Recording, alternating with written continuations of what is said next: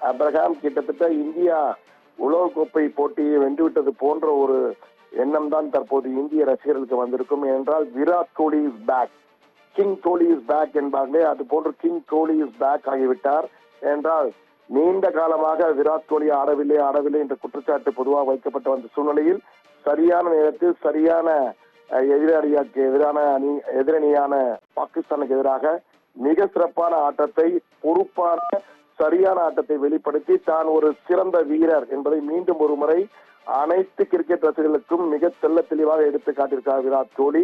111 பந்துகளில் 100 ரன்களை அடித்து இந்தியாவின் வெற்றிக்கு அடித்தளமிட்டிருக்கிறார். இதன் மூலமாக மிகப்பெரிய இந்தியா வெற்றி பெற்றிருந்தாலும் இந்த உலக சாம்பியன்ஸ் கோப்பை, மினி உலக கோப்பை என்று அழைக்கப்படுகின்ற சாம்பியன்ஸ் கோப்பை போட்டியிலிருந்து பாகிஸ்தான் அணி கிட்டத்தட்ட அரையிறுதி வாய்ப்பை இழந்து விட்டது என்றுதான் கூற வேண்டும்.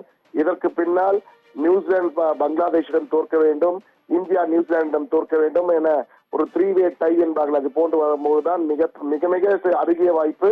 அதற்கான வாய்ப்பு என்பது பாகிஸ்தானுக்கு இல்லை. பாகிஸ்தான் கிட்டத்தட்ட ஒரு போட்டி மீதம் இருந்தாலும் அது வெளியேறிவிட்டது என்று கொள்ளலாம். ஆனால் இந்தியாவை பொறுத்தவரை மிக வலுவான நிலையிலே தற்போது அரையிறுதி போட்டிக்கான வாய்ப்பை பிரகாசமாக கிட்டத்தட்ட இந்தியாவுக்கு வாய்ப்பு பிரகாசமாக இருக்கிறது.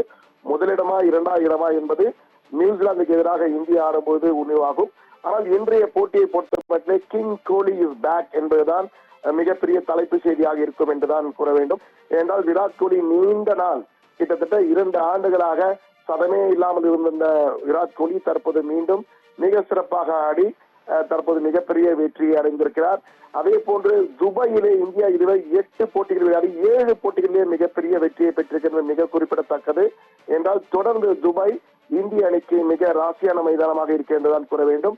111 பந்துகளிலே 100 ரன்களை எடுத்து விராட் கோலி தனது சதத்தையும் பூர்த்தி செய்து, அதே போன்று ஃபாஸ்டஸ்ட் இந்தியன் விராட் கோலி 14,000 ரன்களை எடுத்திருக்கிறார் 287 இன்னிங்ஸ் என்பது மிக முக்கியமாக பார்க்க வேண்டியிருக்கிறது.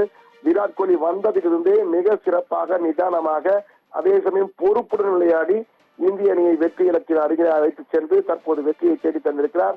அவருக்கு பக்கபலமாக சுப்மன் கில்லும் சிறப்பாக விளையாடினார். ஆனால் அப்ரட் போட்ட மிக சிறப்பான பந்திலே அவர் பவுல்டாகி அவுட் ஆனார். ஆனால் அதற்கு பின் ஸ்ரேயாஸ் ஐயரும் விராட் கோலியும் ஒன்று சேர்ந்து மிக அற்புதமாக விளையாடினார். ஸ்ரேயாஸ் ஐயர் அரைசதம், அருமையான அரைசதத்தை எடுத்தார். ஒரு 2 சிக்ஸர்களை மிக சிறப்பான சிக்ஸை எடுத்து மிகப்பெரிய வெற்றியை கிடைத்திருக்கிறது இந்தியாவுக்கு. இந்தியா அதே போன்று இந்த துபாய் மைதானத்திலே 8 போட்டிகளில் விளையாடி 7 போட்டிகளில் வெற்றியும் 1 போட்டி டையிலும் முடிவடைந்திருக்கிறது. எனவே இந்தியாவுக்கு மிகவும் ராசியான மைதானமாக இந்த துபாய் மைதானம் இருந்திருக்கிறது.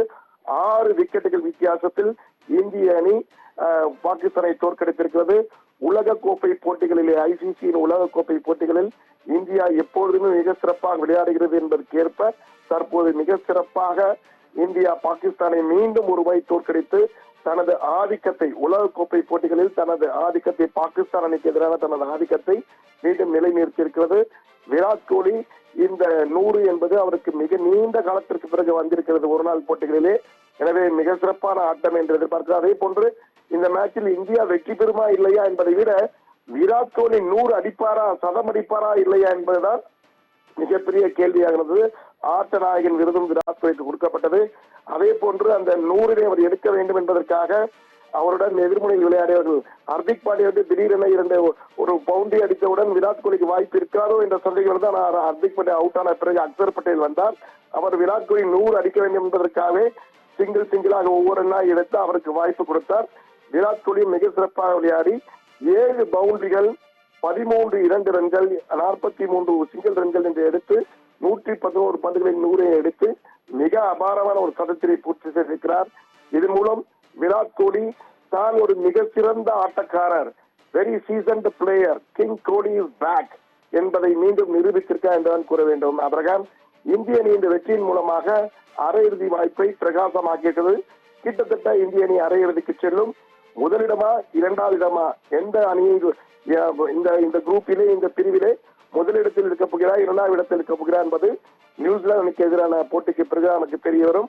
அது இன்னும் நிறைய நாட்கள் இருக்கிறது. ஆனால் தற்போது இந்த வெற்றி மிகப்பெரிய வெற்றியாக கருதப்படும்.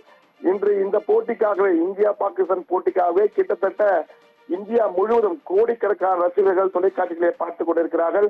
நாமும் மதியத்திலிருந்தே சிறப்பு ஒளிபரப்பை கொடுத்துக் கொண்டிருந்தோம். தமிழக அரசும் கூட மெரினா கடற்கரை, பெசன் கடற்கரை எல்லாம், பெசன் நகர் கடற்கரை எல்லாம் பெரிய ஜெயல் ஸ்கிரீன் வைத்து இந்த போட்டியை ஒளிபரப்புதான். அங்கு ரசிகர்கள் எல்லாம் இதை பார்த்துக் கொண்டு கைத்தறி ரசித்துக் கொண்டிருந்தார்கள். எனவே இந்த போட்டி மிகப்பெரிய அளவு ஒரு தலைப்புச் செய்தி போட்டியாக தற்போது மாறி இருக்கின்றதான் கூற வேண்டும். விராட் கோலியின் இந்த சிறப்பான ஆட்டம் இந்திய அணிக்கு மிகப்பெரிய வலுவாக இருக்கும். இது இந்திய அணிக்கு ஒரு புது தெம்பினை கொடுத்திருக்கும். என்னால் ஒரு சிறந்த ஆட்டக்காரர் மீண்டும் ஃபார்முக்கு வருவது என்பது அந்த ஒட்டுமொத்த அணிக்கும் மிக சிறந்த ஊக்கத்தை தரும். இது அடுத்தடுத்த போட்டிகளில் இந்திய அணி மேலும் பல வெற்றிகளை குவிப்பதற்கு அடித்தளமாக அமையும் என்பதில் மாற்று கருத்தில்லை. எனவே இந்த வெற்றி இந்தியாவுக்கு மிகப்பெரிய திருப்புமுனை வெற்றியாக இருக்கும் என்பதில் உறுதியாக சொல்லலாம். அப்ரஹாம்.